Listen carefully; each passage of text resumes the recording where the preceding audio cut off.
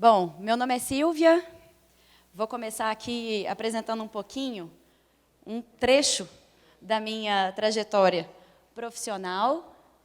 Eu sou publicitária, eu sou videomaker e produtora de conteúdos socioambientais, sou apresentadora do quadro Aceleradores do Bem, na Rede 98, criadora, produtora e apresentadora do podcast Na Boa, e hoje eu estou como coordenadora de comunicação da Cruz Vermelha Brasileira, filial Minas Gerais. Bom, eu vou falar muito pouco sobre mim. Na verdade, eu vim aqui para falar com vocês sobre um provedor que está ganhando cada vez mais espaço no mercado, um provedor que está atraindo cada vez mais a atenção das pessoas. Ele não está à venda, mas ele está disponível para todo mundo. Mas para eu explicar como que eu fiquei conhecendo e como eu me aproximei desse provedor, eu preciso, inevitavelmente, contar um pouquinho da minha história. Eu comecei trabalhando em agências de publicidade. Eu sempre fui da parte de criação, sempre gostei de escrever, de desenvolver campanhas. Mas, depois de um tempo em agências de publicidade aqui de Belo Horizonte, eu senti que aquilo ali ainda não era o que eu queria fazer.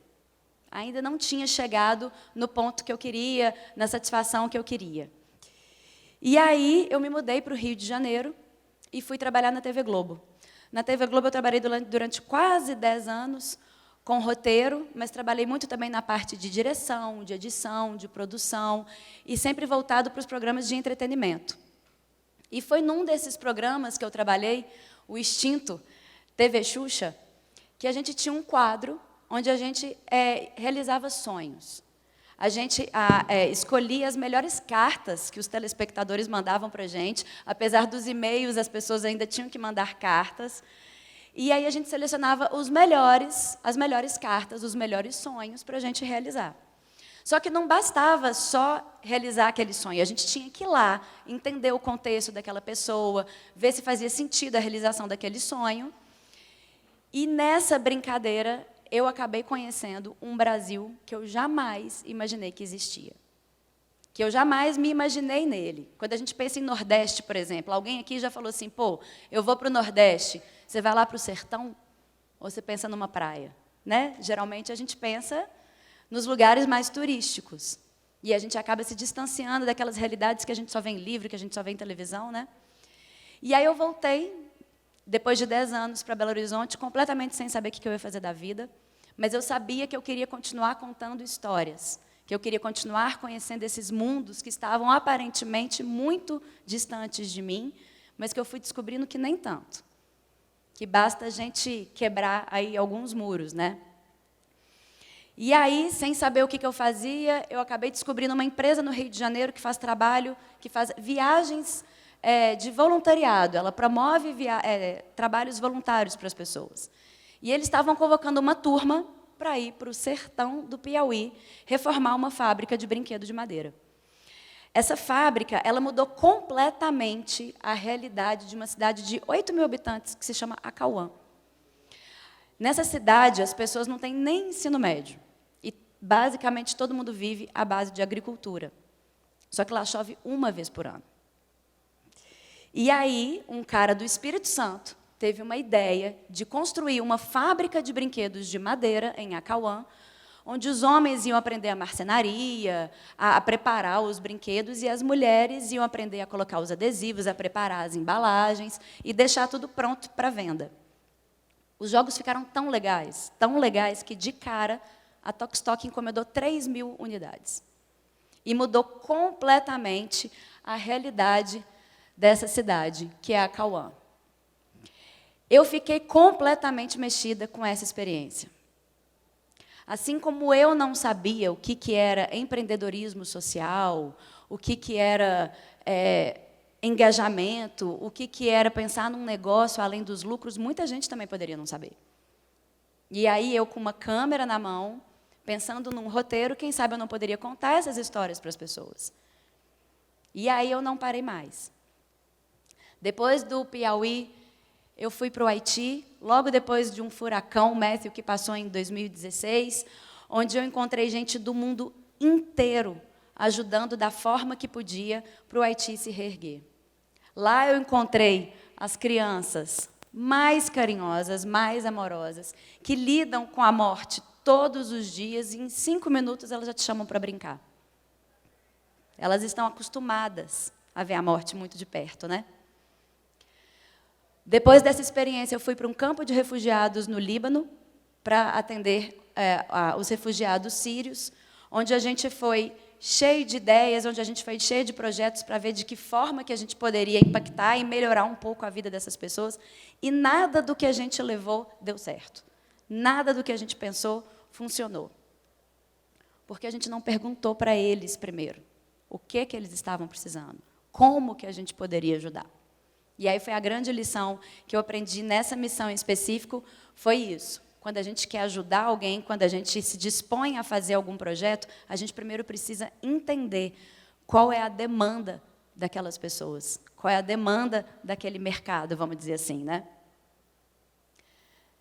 Depois eu fui para umas tribos no Peru, Shipibo, Conibo, onde a gente foi fazer atendimentos médicos, atendimentos odontológicos, para pessoas que nunca tinham visto médico na vida, para tribos que estão sumindo do mapa, porque os jovens estão saindo, estão indo para as cidades, e os mais velhos estão ficando nas tribos, e lá eles vão ficando, vão morrendo, e a tribo está acabando, sem nem ao menos as pessoas conhecerem a cultura desse lugar, que é sensacional.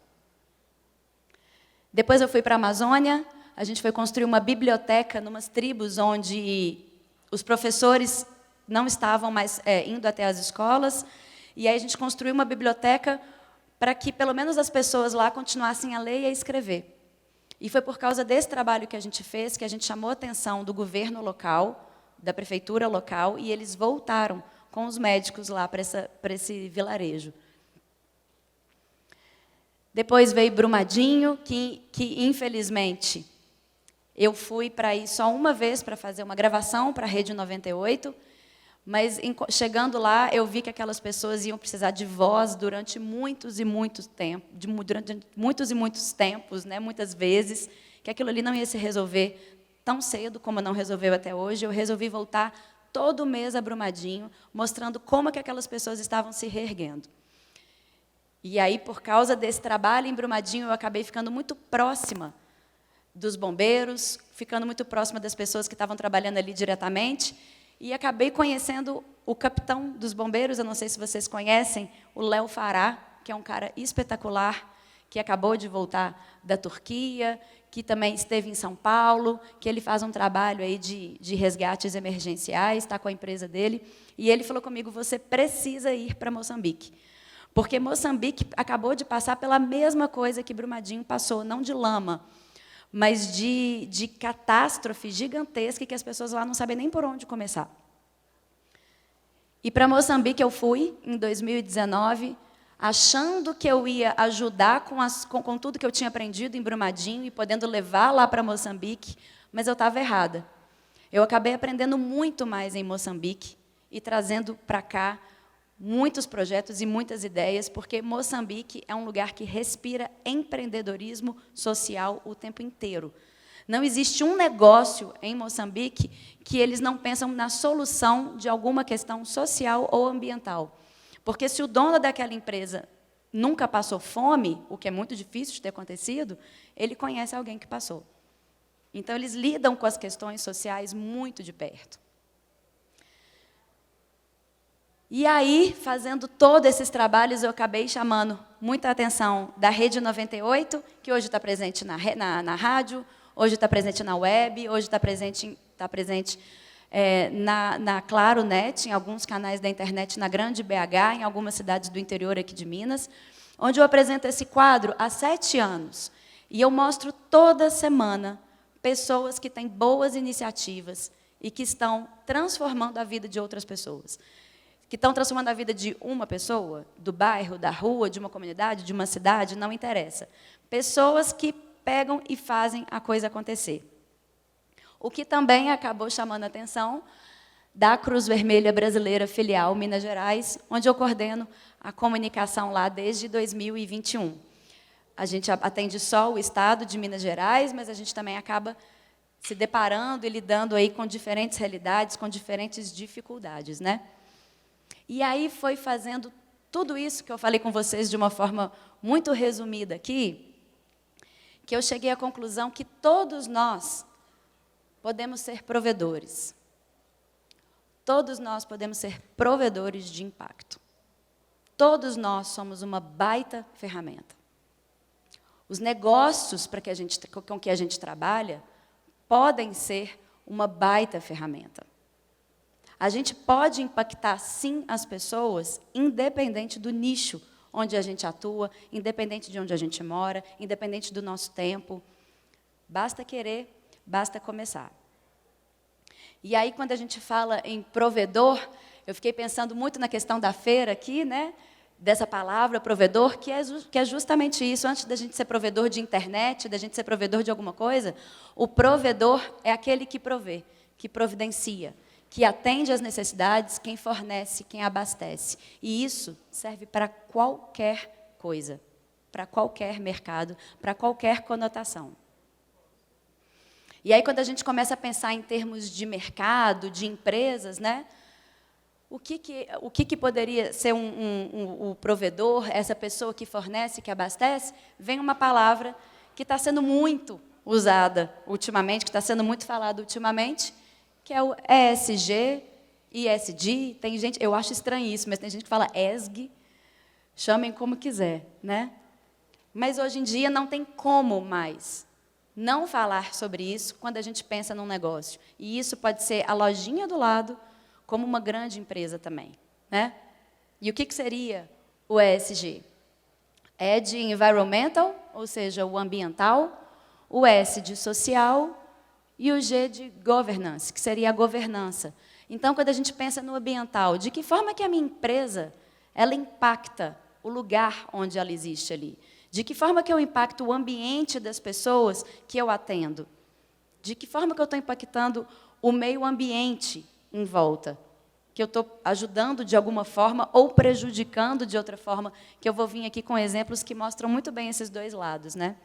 O social, de que forma que eu estou impactando a vida das pessoas no entorno também? De que forma que eu estou ajudando os meus colaboradores? Será que eu paro para escutar o meu colaborador? Será que eu sei qual a realidade das pessoas que estão ali do meu lado todos os dias? E o governance, que é a governança, vem muito também da questão da inclusão, da diversidade, da participação das mulheres nos quadros de decisões, do respeito, de uma gestão mais oriental, de uma gestão mais participativa, e não aquela pirâmide que está indo por água abaixo agora. Então, o ESG vem muito para mostrar para a gente essa nova era que está vindo aí. E que tem que ter esse olhar. Não é que quem não pensar mais no ESG vai ficar para trás. Já ficou. Isso é uma tendência que não tem volta, graças a Deus. E aí, se fosse para a gente resumir, pensando aqui no ESG, ele nada mais é do que faz o bem, faz o que você acha que é certo. Se fosse para resumir o ESG, eu falaria isso, né? Eu entrevistei há pouco tempo uma professora da Fundação Dom Cabral, que ela é especialista em reputação de empresas. E aí eu perguntei para ela, o que é preciso fazer para uma empresa ter sempre uma boa reputação? E a resposta dela foi muito simples, faz o certo. Por que é tão difícil assim as pessoas fazerem o certo? As pessoas pensarem no que elas estão fazendo para o próximo, para o colaborador, para o bem dela, para o ambiente de trabalho dela, né? E isso serve para qualquer nicho de empresa, como eu já disse aqui. Qualquer um pode impactar, qualquer um pode começar com uma boa ideia, com uma simples ideia ou com uma grande ideia, né? Eu trouxe aqui um exemplo bobo para a gente começar. Ah, desculpa, o que eu ia falar antes. 450 bilhões é o custo anual resultante da falta de engajamento no mundo. Olha o quanto a gente perde. Não só em dinheiro, mas de oportunidade. Oportunidade de estar impactando a vida de alguém. Oportunidade de estar mudando ou transformando uma comunidade ou a família de alguém que pode estar ali do nosso lado também, né? E aí eu começo com os exemplos bobos, mas que eu vou aos pouquinhos aqui chegando exatamente no mercado de vocês. para mostrar o quanto é simples algumas ideias. A Nestlé e o biscoito passatempo. Como é que um biscoito pode impactar? Eles lançaram uma linha de biscoitos em libras. Não tem o desenhozinho ali antes do patinho, da gaivota, né, da onça? Por que não fazer uma linha toda em libras? E aí pensa na mensagem, nem é libras mais, né? Agora é linguagem de sinais. E aí vem a mensagem, a diversão é mais gostosa quando todo mundo pode fazer parte. Trabalhar a inclusão, com o que eles já têm. Eles não mudaram nada na receita, no público, na forma de distribuição, nada. Mas o biscoito está esgotado. E esperando aí uma nova leva, uma nova remessa, inclusive para ser colocado dentro de escolas, como forma de aprendizagem. A última sensação aí do momento, eu não sei vocês, mas eu adoro Coldplay, mas eu não aguento mais ouvir falar do Coldplay. A gente entra no Instagram, é só show do Coldplay o tempo todo, né? Mas olha o que esses caras fizeram com a música, com a fama e com o engajamento que eles têm. Eles deram literalmente um show. A gente poderia fazer uma palestra, se bobear, só falando de Coldplay, né? Quando eles usaram as bicicletas, que eles convidam as pessoas a pedalar, e quando elas vão pedalando ali, elas vão gerando energia para que o show aconteça. A energia elétrica sustentável. O que foi muito pouco divulgado, mas eu fiquei sabendo há pouco tempo, quem comprovasse que foi até o show do Coldplay sem emissão de gás carbono, ganhava o ingresso. As pulseirinhas LED, que foi a grande sensação do show, que todo mundo usava, né? Elas são 100% compostáveis. Todas feitas à base de planta. Foi uma exigência da banda. Aquele tênis ali que o Chris Martin está usando, ele foi feito especialmente para ele, porque as marcas viram o tanto que esse cara é engajado, o tanto que as pessoas seguem, escutam o que ele fala, que fizeram esse tênis especialmente para ele. Ele é o resultado de 27 tênis que estavam na lata do lixo. E ele vai de produtos recicláveis desde a sola até o cadarço. Ou seja, eles têm engajamento, eles impactam o público deles de todas as formas possíveis. Eu poderia aqui citar até mais iniciativas que eles tiveram, né? E a mensagem que o Chris Martin falou essa semana enquanto estava no Brasil, a gente não quer que as pessoas nos achem incríveis. A gente quer que elas se sintam incríveis. É sobre a gente proporcionar experiências. É sobre de que forma que eu vou fidelizar o meu cliente, que ele vai olhar para aquilo ali e ele vai lembrar de mim, ou que ele vai fazer uma ação e que ele vai falar assim, caramba, eu comecei a fazer isso por causa do Coldplay, por causa do meu ídolo, por causa de alguém que me deu, que me inspira e que me deu essa pegada, né? E aí vem a Nokia, que acabou de divulgar aí. Não acabou, né? Não é tão recente assim, mas a Nokia G22, que tem um foco total na sustentabilidade ao reduzir o lixo eletrônico. Eles ofereceram 3 anos de garantia para que apenas as peças danificadas sejam trocadas, aumentando a vida útil do dispositivo. O que isso significa? Menos lixo eletrônico. Eles viram que os aparelhos celular, eles duram, em média, aí 3 anos. Eles fazem de uma forma que depois você tem que trocar tudo. E está virando uma montanha, ou melhor, uma ilha, né, de lixo eletrônico. E aí, pensando nas questões de sustentabilidade, o que a Nokia fez? Pô, vamos trocar só as peças. Vamos trocar só o que precisa ser trocado. Vamos fazer esse celular durar cada vez mais. Não era assim antes, né? Os celulares duravam muito mais do que hoje, né? Isso já é ESG. Isso já é pensando na questão ambiental, na questão da sustentabilidade. 97% do lixo eletrônico na América Latina não é descartado de forma sustentável. Vocês que trabalham aí nesse meio, né? O que vocês podem fazer? O que cada um pode fazer? Qual a solução que a gente pode encontrar? Uma solução tem que ter. Do jeito que está, não dá para continuar. E aí, uma das soluções que também tem vindo aí com força total e que todo mundo pode e deve aplicar nos seus negócios, a logística reversa. O que é a logística reversa? É quando a gente pensa em todos os procedimentos de pós-venda ou pós-consumo que garantem o reaproveitamento ou descarte correto dos resíduos de produtos utilizados pelos consumidores. Então, na hora que aquele produto chega na mão do consumidor, e depois? O que vai acontecer com ele? Na hora que acabar, na hora que estragar? De que forma que esse meu consumidor ele vai descartar esse produto? De que forma que eu posso construir para que ele volte para as prateleiras? Igual a gente tem visto aí, por exemplo, com os alumínios, né? Uma latinha de cerveja que você toma hoje, daqui a 60 dias, ela está de volta na prateleira. E aí vem uma informação que eu acho que é muito interessante. Mais de 70% dos produtos desenvolvidos no setor de eletrônicos, de consumo e de alta tecnologia não possuem defeito. Quanto antes eles forem reembalados, colocados em estoque e disponibilizados para venda, menor o prejuízo. Ou seja, muitas vezes as pessoas devolvem, as pessoas, né, pedem o estorno, alguma coisa assim, não é por defeito, é porque não gostaram, não era o que esperava, mas aquele produto está apto para voltar para o mercado, ele está apto para ser comercializado de novo. E aí aqui também a gente pode usar um conceito de upcycling, que é quando a gente usa o material que seria descartado para outros produtos, às vezes até com maior função ou mais benefícios do que aquele primeiro, né, que ele tinha. Eu, passeando aqui pela feira, eu até me surpreendi com uma marca que está lançando aqui deixa eu ver aqui,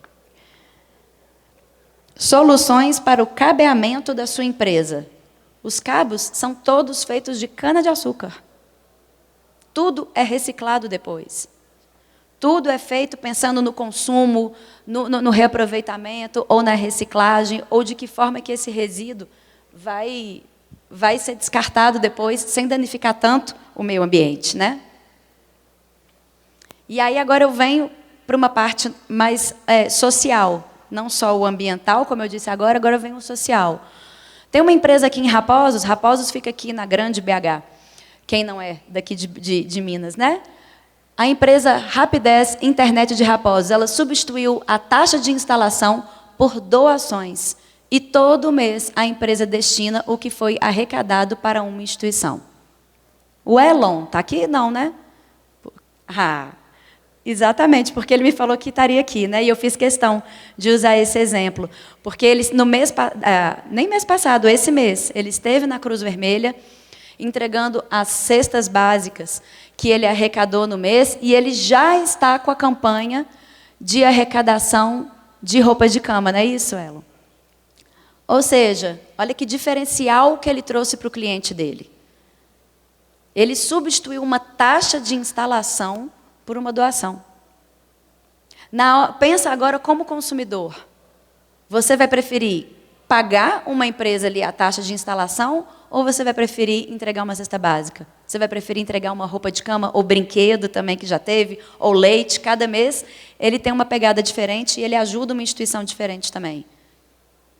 Isso mostra o posicionamento da empresa. Isso brilha os olhos do consumidor.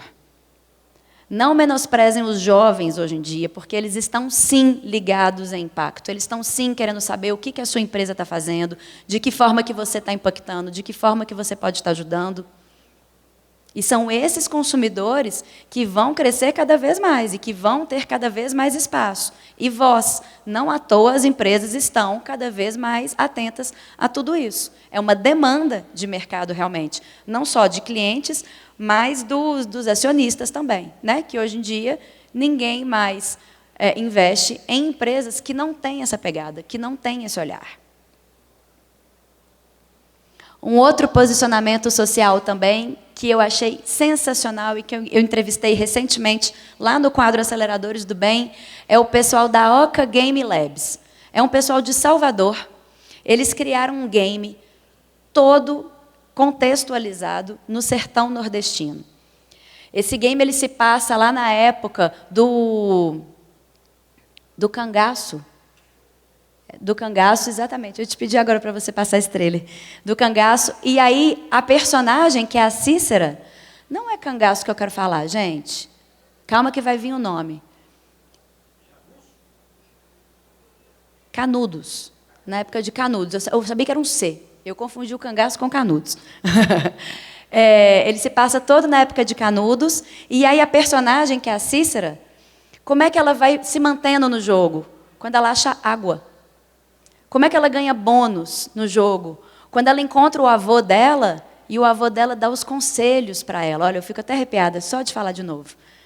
Eles resgataram toda a cultura nordestina nesse jogo, e não à toa brilhou os olhos do Google, brilhou os olhos do PlayStation, do Xbox, e esse jogo já está sendo traduzido para mais de 13 línguas. Pode rodar aqui?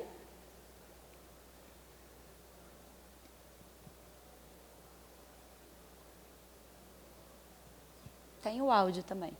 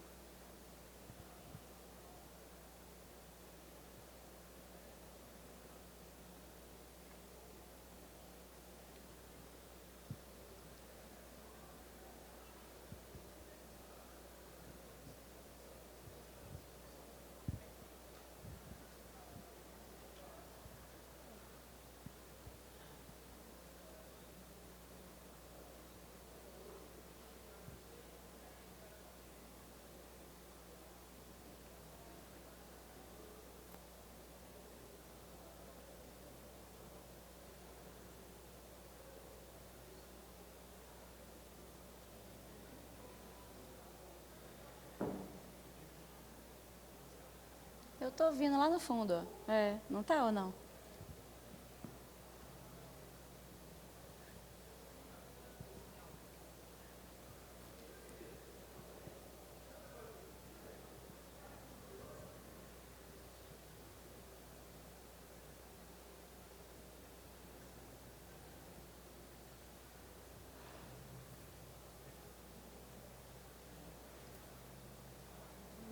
Tem uns santuários no meio dos jogos, aí ela encontrando com o avô, aí ela vai lá e ganha um bônus com isso. Tem esses santuários que é muito típico do Nordeste, né? Que quando ela para, ela recebe lá uma bênção, alguma coisa assim.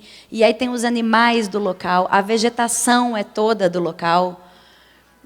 Quando ela recebe ela consegue água e ela compartilha uma garrafinha de água também para quem ela encontra no caminho, ela ganha ponto com isso.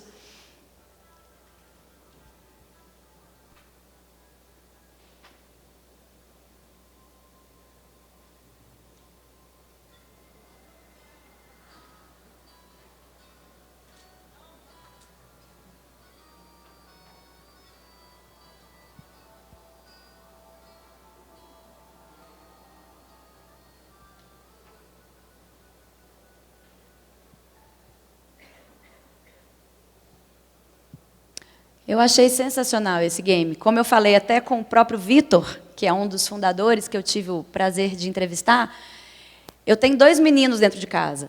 E eu, com certeza, a minha grande briga com eles hoje é por causa de game. Porque eu não entendo por que tem tanto game que o objetivo é matar, matar, matar, matar, matar, espada, sangue, quem matou mais. O menino sai de lá quase batendo cabeça, se a gente não põe tempo, se a gente não estabelece alguns limites. E eu sempre falei isso com ele, eu falei assim, mas vem cá, não tem nenhum que você não pode jogar uma FIFA? Né? Você não tem alguma coisa mais voltada para o esporte? É só isso que vocês querem, essa matança o tempo todo? E aí eu comecei a ver que tem um espaço aí para os games independentes, né, como eu fui lendo, que está crescendo muito e que tem muito essa pegada. Hoje, se a gente parar para pesquisar, tem games já que falam de inclusão, tem os games de diversidade, tem game hoje com pegada de todos os temas possíveis. Eu achei um na pegada ambiental que chama Plasticidade. Esse game traz um alerta sobre a poluição plástica e a gestão de resíduos. O cenário se passa em 2140, num universo sobrecarregado de poluição plástica. Ganha o jogo quem consegue eliminar a maior quantidade de plástico. Não é sensacional? Não matou ninguém. E é tão divertido quanto, né? Depois tem o Bee Simulator, que você se torna uma abelha que precisa coletar o pólen de flor em flor, enfrentar vespas e proteger sua colmeia. Durante o jogo são passadas informações sobre a importância das abelhas em nosso mundo e as ameaças que elas enfrentam. Esse também foi um dos jogos mais procurados e mais baixados no ano passado. E aí tem um outro também que tem uma pegada socioambiental, que é o The Climate Trail, que te leva para um mundo após a pior mudança climática de 4, 5, 6 graus de aquecimento, com temperaturas que dobram com o nível de dificuldade do jogo. Você e um bando de refugiados climáticos precisam escapar de uma paisagem inabitável para chegar a um lugar melhor. Entre as ameaças estão a escassez de alimento, eventos climáticos extremos e muito mais. Sabe que em 2050 está sendo previsto 50 milhões de refugiados no mundo, né? Justamente por causa das crises climáticas. Olha como é que esse jogo já se anteveu, já sabendo, já antenado a essas questões, ele está usando de um jogo para conscientizar as pessoas.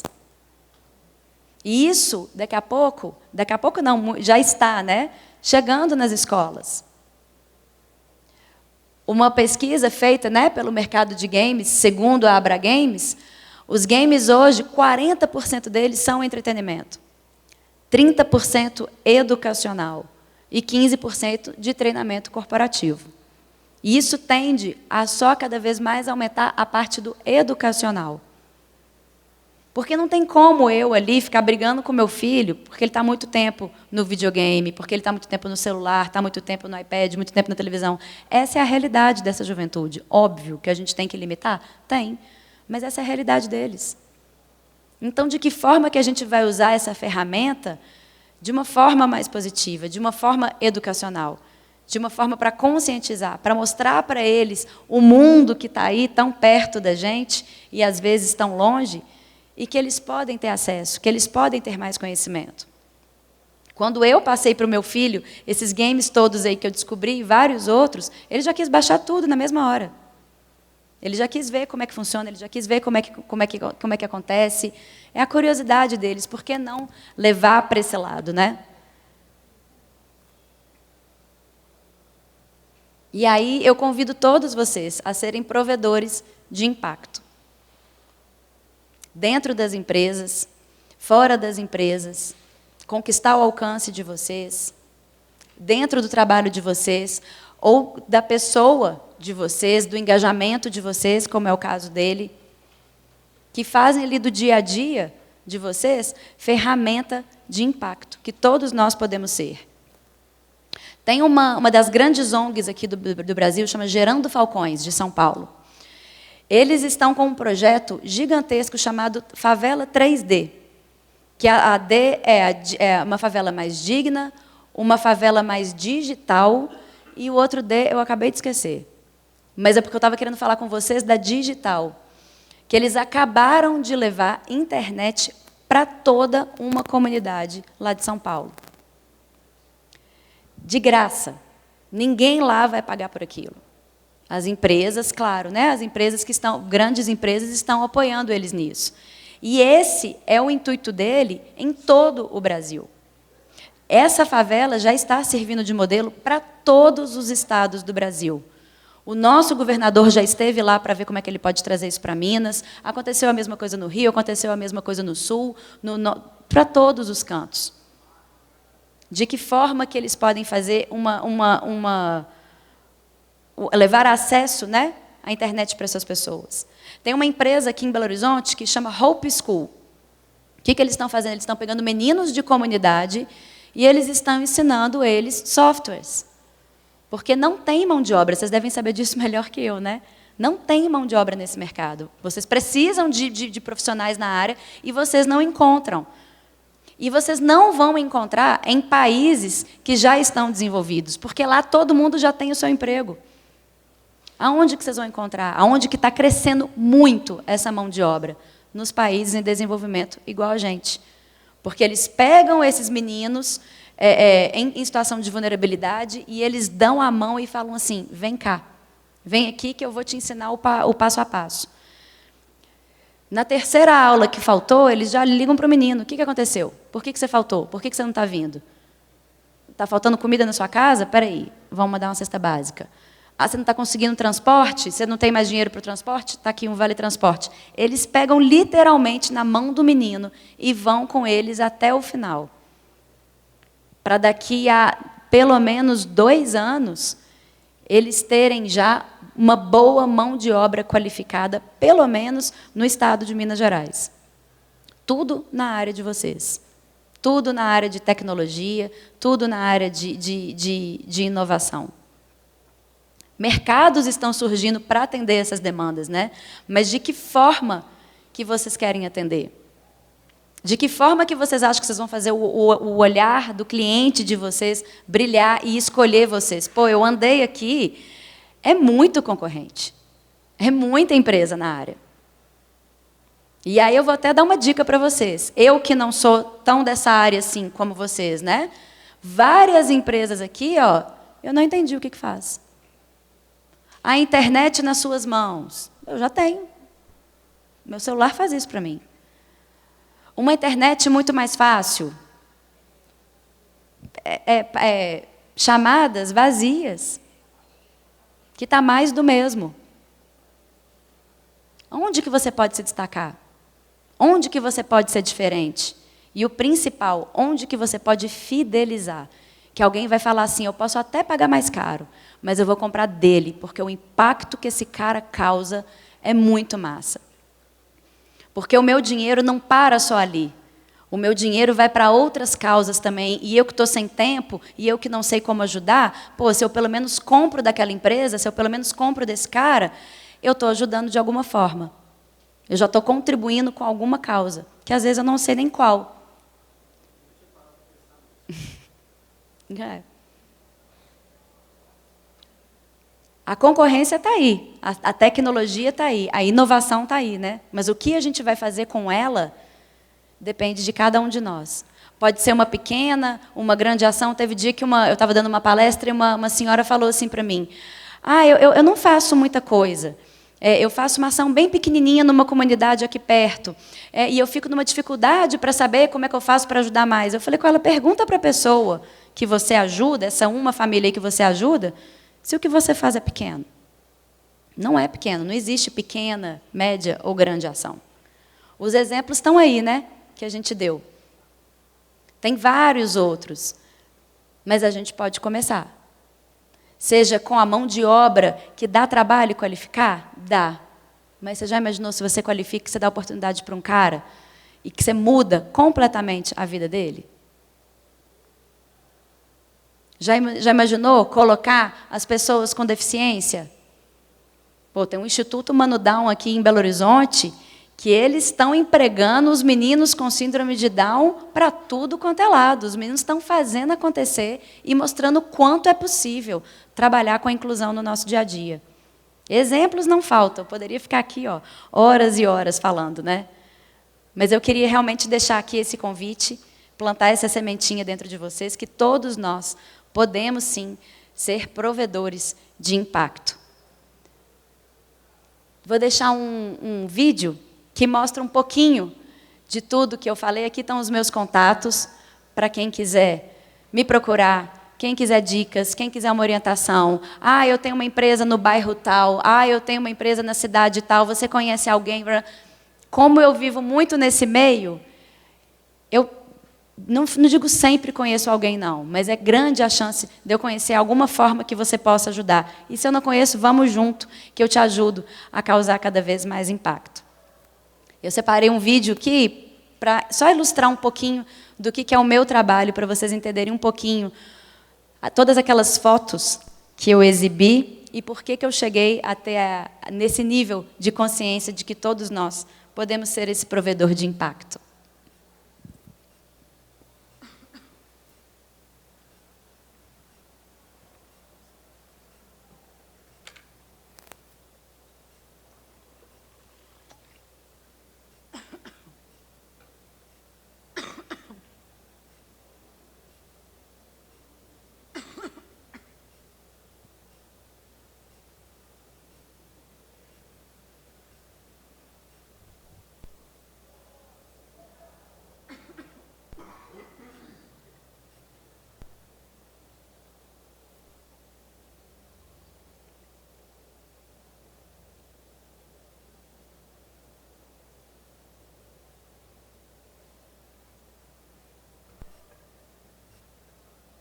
2 meses da tragédia de Brumadinho e eu tô aqui de volta. Hoje eu vim aqui na base dos bombeiros, no Córrego do Feijão, a chamada Base Bravo, Aceleradores do Bem, mais Líbano, Vale do Bekaa, cidade de Zali. É aqui que eu tô e é aqui que eu vim conhecer quem são as pessoas que moram nesses campos de refugiados. Essa quinta-feira eu vou apresentar a Casa de Apoio Chip do Vale, que tem recebido venezuelanos que acabaram de chegar em Belo Horizonte. Viramos! Ai, meu Deus! Oi? Tá vendo? Por que não dá pra deixar a gente sozinho? E é por isso que eu vim pra São João das Missões, Minas Gerais. É a cidade com o menor IDH do estado e eu vim entender o perfil de uma cidade como essa. Aliás, não só eu, mas mais de 200 voluntários que chegaram aqui. Oh, delícia de abraço! Essa semana tem o Aceleradores do Bem especial Brumadinho, mas a gente não vai mostrar o lado feio dessa história, não. A gente vai mostrar, por incrível que pareça, o lado bonito, o lado da solidariedade, do amor e do bem. 25 de fevereiro, 1 mês da tragédia de Brumadinho.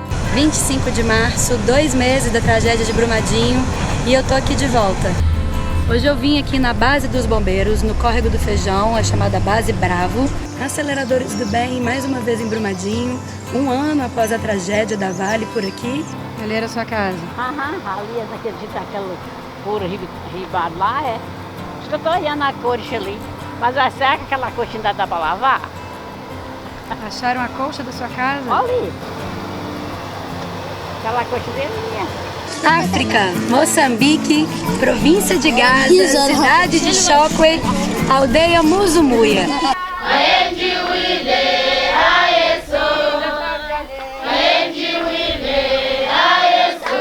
Hoje eu tô na comunidade Portelinha. Eu subi o morro e fiz aglomerado da terra. Hoje é dia de desfile no Complexo Penitenciário Feminino Estevão Pinto. A maior chuva de Minas Gerais causou muita destruição, várias vítimas, mas também uma onda de solidariedade, de amor ao próximo e de vontade de querer ajudar. Eu tô aqui no Peru, na região de Loreto, onde a gente veio visitar 4 tribos, Shipibo-Conibo. Eu tô aqui no Rio de Janeiro, dia 8 de junho, Dia dos Oceanos, e eu tô acompanhando o evento Aquele Abraço, que mobilizou mais de 18 mil pessoas do início da Praia da Barra até a reserva, para não só dar o maior abraço no oceano, mas como também realizar a maior limpeza de praia. Hoje é dia de mutirão de limpeza aqui na Várzea das Flores, uma região que abrange Contagem e Betim.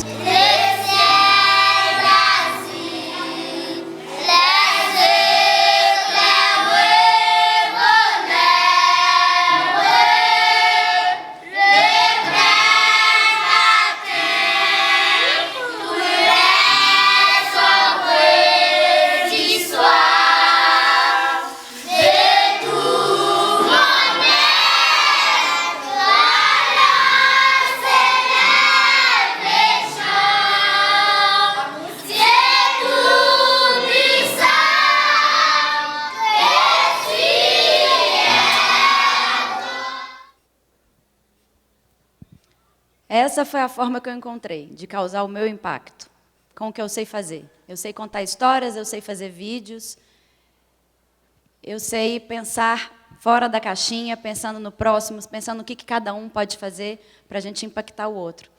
E aí fica o meu convite, o que você pode fazer? Dentro do que está na sua disponibilidade, dentro do seu mercado, dentro das suas disponibilidades, né? Muito obrigada, gente.